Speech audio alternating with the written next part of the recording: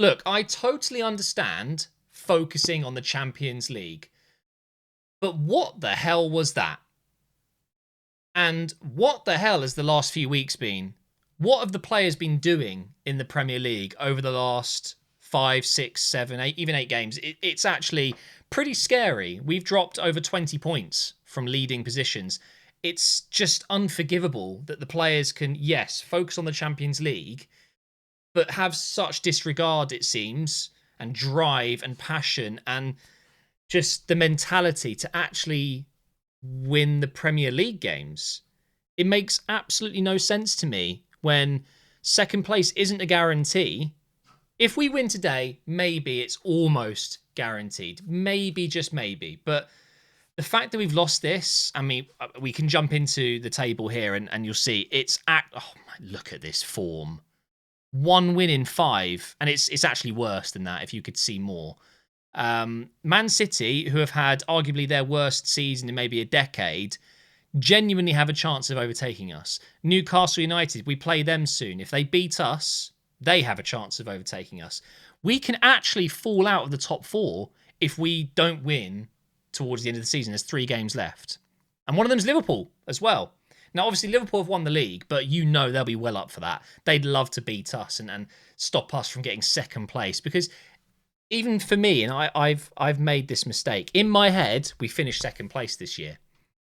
But it's not a guarantee. It's now just 3 points. And that's a City team that have Southampton next.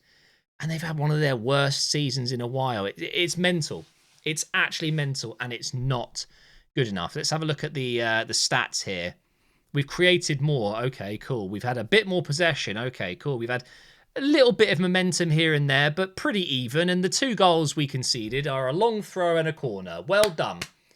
Fantastic. Yes, we're missing Gabriel. Would we have conceded those 2 goals with Gabriel? We'll never know. But my thinking is with Gabriel in the box there, he probably would have been the one to head out the throw. That would have been his area. And I feel like maybe at the corner as well, he would have been the one defending Evan Nilsson.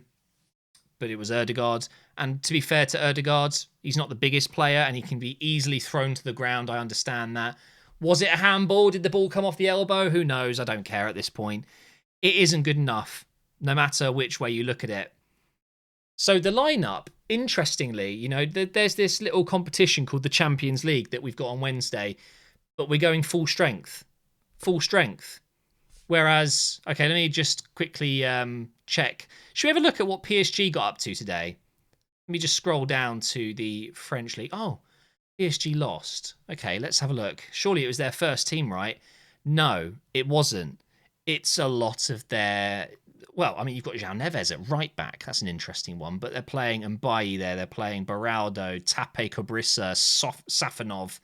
Lucas Hernandez never plays. Like, it's so obvious. And look, I get it. They've already won the league. It's a little bit of a different situation. But they are so sure that it's not the right thing to do. Playing your big game players in a game that really isn't that big of a deal, just to rest them and get them ready for this little game on Wednesday where you're a game away from reaching the biggest game of the season, a Champions League final. And we're throwing out Declan Rice, we're throwing out Saka, we're getting Saliba another 90 minutes. It's just like, I get it, we've got a lot of injuries, but why not start Zinchenko today? Why not start Waneri? And why are we waiting until the 86th minute to bring any of those guys in? It's just mind-blowing. Why didn't Waneri play in this role today? I don't want to see Ødegaard on Wednesday. I can't believe I'm saying that. I love Ødegaard. He's a fantastic footballer. He's had a poor season, yes. But it's Martin Ødegaard, and a year ago, 2 years ago as well, I would have been saying he walks into any team. Right now, I want Waneri to play ahead of him. He's so far off it, and today wasn't even that bad from him. Once again, it's Mr. Consistent. It's Rice, the only player that can genuinely hold his head up high if at the end of this season we don't win the Champions League and we just about scrape Champions League football. He's the only player that can hold his head up high. Saka's obviously been great when he's played, but he's obviously had a long injury. Partey's been pretty good this season, but it's Rice and it's Lewis Skelly, okay? Kivior's been great in recent weeks, but he's stepping in for Gabriel. Saliba's he's had his moments, hasn't he? He's had some rocky moments. I thought Ben White was really bad today, like really bad. Looked completely unfit. He was exhausted at the end. Anyway, I haven't given credit to Bournemouth because they really deserve it. They really deserve credit, so I'm going to give them some. They turned up to the Emirates and they got the double done. They've beaten Arsenal twice this season. Yes, when we played at their stadium, we got that red card. Saliba, I don't know. I still don't think it was a red, but they beat us on the day. And I thought today they would beat us again. I started up my live stream. People were saying, what's your predictions? And I sat there and I said, we're going to lose today. I just knew. And that is because I knew that I knew that Bournemouth were going to show up and actually play with some passion and some desire today. They were going to turn up and want the win more than us. And what did we see? We saw a whole Arsenal team effectively, I think, not even thinking about today, just purely focusing on what's coming on Wednesday. And it might be a subliminal thing, but it's still something they're doing. They didn't look like they cared one bit. It panned to the bench at the end of the game, towards the end of the game, and you could see Rice on the bench, and he was absolutely fuming. And again, he can hold his head up high. But I just knew that Bournemouth wouldn't turn up and make it easy for us. They made the game really, really difficult. And there were moments where we could get through. We could have had a couple of goals, and Rice's goal was very nice. And obviously, we've conceded ultimately from a long throw and a corner. It's frustrating, but they were the better side and they deserved it. Kirkez is a fantastic left-back. He's had a great season. Hoyson, he's hot property. There's no way he'll be there next season. He is going to walk into a top European side. Zabarnyi, no one's talking about him because Hoyson's been so good, but he's fantastic. I thought Araujo was good. Tavernier, very decent. Lewis Cook, very, very good. Kluivert, not the best. I don't know, guys. It's just so disappointing. It's so disappointing. And the fact that I actually almost went to the game today and I almost spent, it would have been about, I don't know, 80, 90 quid all in to go and watch that rubbish. But I'm really, really, really nervous now for what's to come. If somehow we beat PSG and we go on to win the Champions League, this will be forgotten. Of course it will. Oh, the end of that Premier League season, that was poor, wasn't it? But hey, look, we won the Champions League. But the thing is, I'm just so... My confidence before this game was so much higher than it is right now.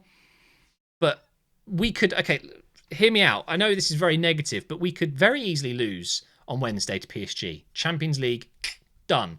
We could then very easily go to Anfield and lose. Very easily play Newcastle at home and lose that. And then it might come down, genuinely, to needing 3 points against Southampton, a relegated side, needing 3 points there to save Champions League football for next season when we were so far clear of them. And hear me out, we could easily lose that game as well, based on how we're playing. How shocking is that? We're lucky it's Southampton. We're very, very lucky, because if that was, another team that's in the top 8 or something like that, I'd be genuinely really nervous, because let's be honest, we're going to lose to Liverpool, and we'll probably lose to Newcastle because they will want it more than us. I don't know. It all depends on what happens on Wednesday. I feel like if we lose that, then maybe, just maybe, the players are just going to need a right kick up the arse. It's like, look, this season hasn't been our greatest. We've been very unlucky with injuries, whatever. But we can finish strong, get second place, go into the transfer window where it's very clear that we're going to be spending big. I think we're going to spend more money in this transfer window than any other window before that we've spent. We're probably going to spend 250, 300 million, right? So just get the season done and finish strongly. And then we go into the window and we go again, right? Comes down to this game, though. If we win that, then who knows what kind of players are going to show up. But then, of course, it's all about the final. And part of me hopes it would be Barcelona, not Inter. But we'll see. It was just a really, really disappointing game today. And, that's 2 losses in a row. A draw there. Draw. We beat Fulham. We beat Chelsea. Draw. maybe it's not as bad as I thought when you actually go back, but it doesn't half feel bad as an Arsenal fan right now that the end of the Premier League season has just been so poor, because it's performance wise we've been so inadequate and lackluster. It is what it is, but thank you for watching my review, guys. Thank you for anyone who came out to the stream. Wednesday night, eh? It's a big one.